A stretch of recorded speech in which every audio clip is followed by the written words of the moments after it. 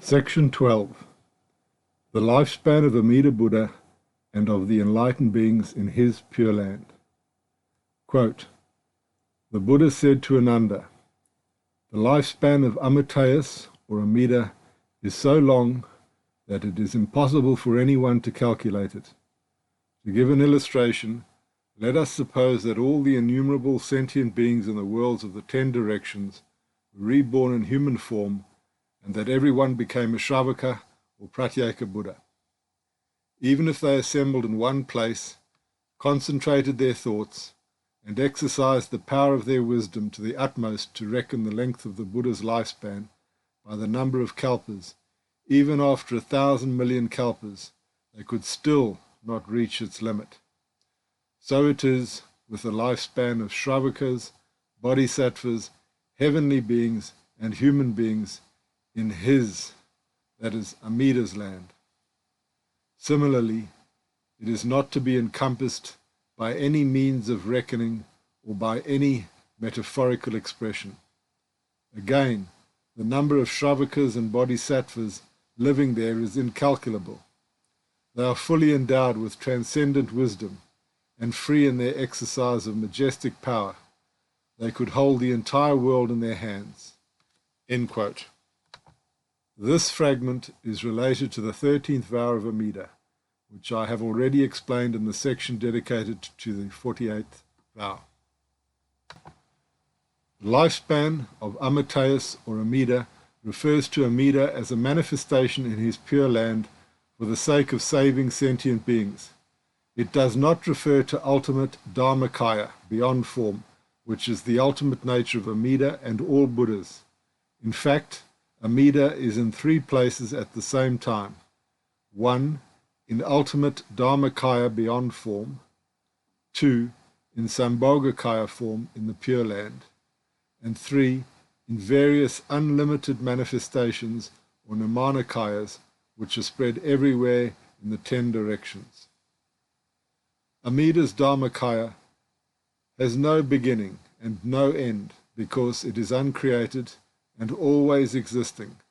This is the Buddha nature, which does not depend on causes and conditions.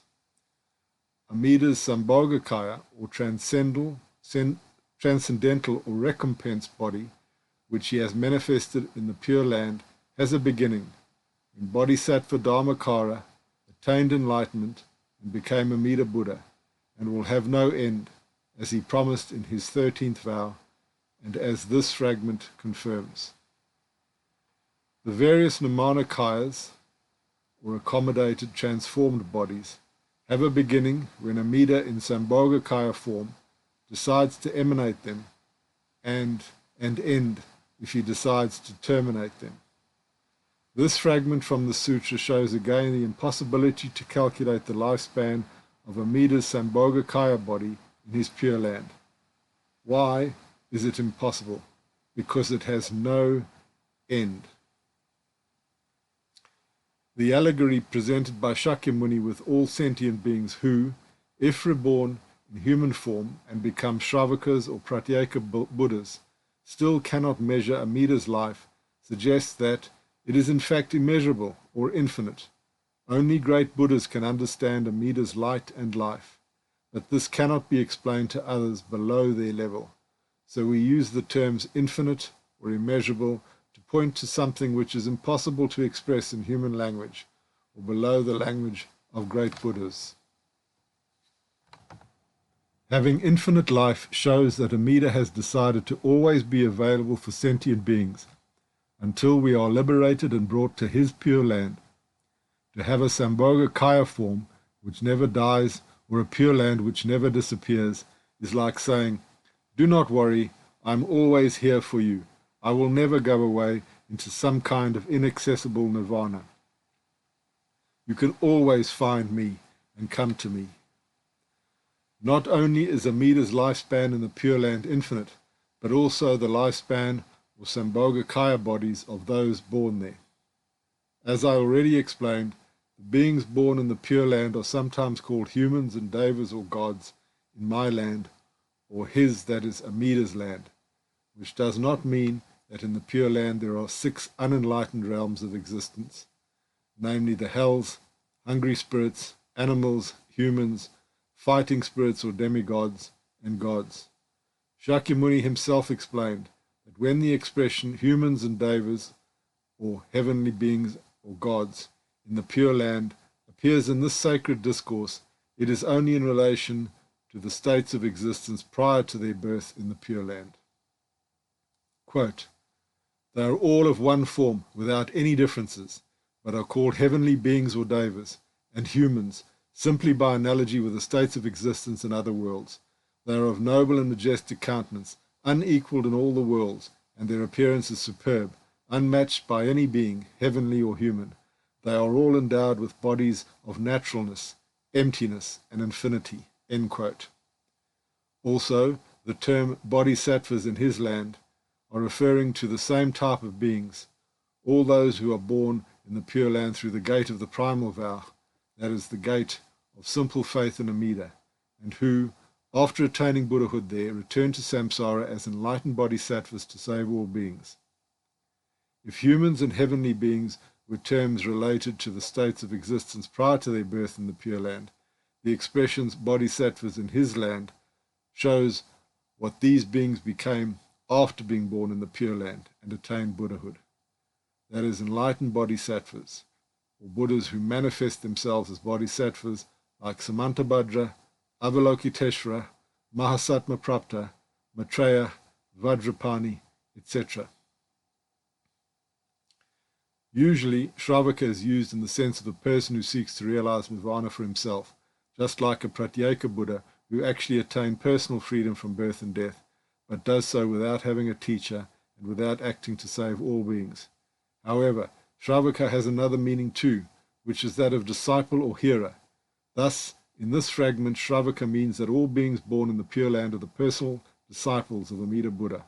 Also, it may indicate the previous state of one who is now in the Pure Land, just like in the case of humans or heavenly beings.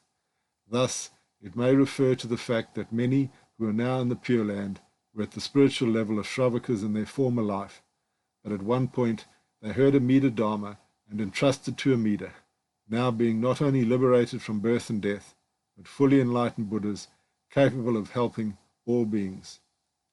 The lifespan or the Sambhogakaya bodies of all those born in the Pure Land is infinite, and their number too is infinite or incalculable.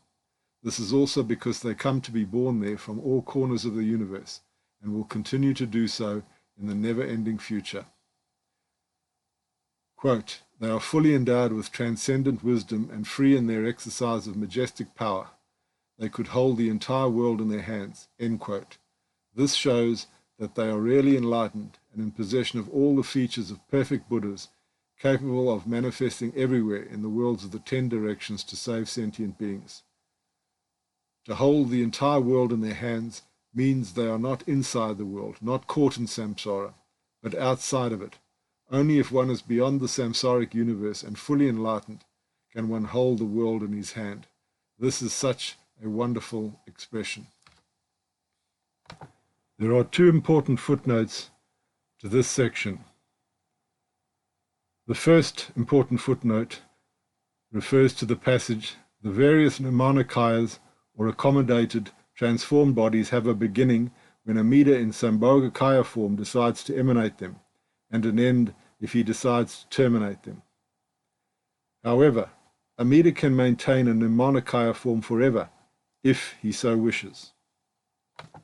The second and final important footnote for this section refers to the passage, quote, "They are all of one form without any differences, but are called heavenly beings or devas, and humans simply by analogy with the states of existence in other worlds. They are of noble and majestic countenance, unequalled in all the worlds, and their appearance is superb, unmatched by any being, heavenly or human. They are all endowed with bodies of naturalness, emptiness, and infinity." End quote. Shinran himself made reference to that passage in the Larger Sutra in his work Passages on the Pure Land Way, Realization. Quote, "Further, the sutra states, the words human beings and devas are used simply in accordance with the usage elsewhere. Their countenances are dignified and wonderful, surpassing things of this world. Their features, subtle and delicate, are not those of human beings or devas. All receive the body of naturalness or of emptiness, the body of boundlessness. End quote.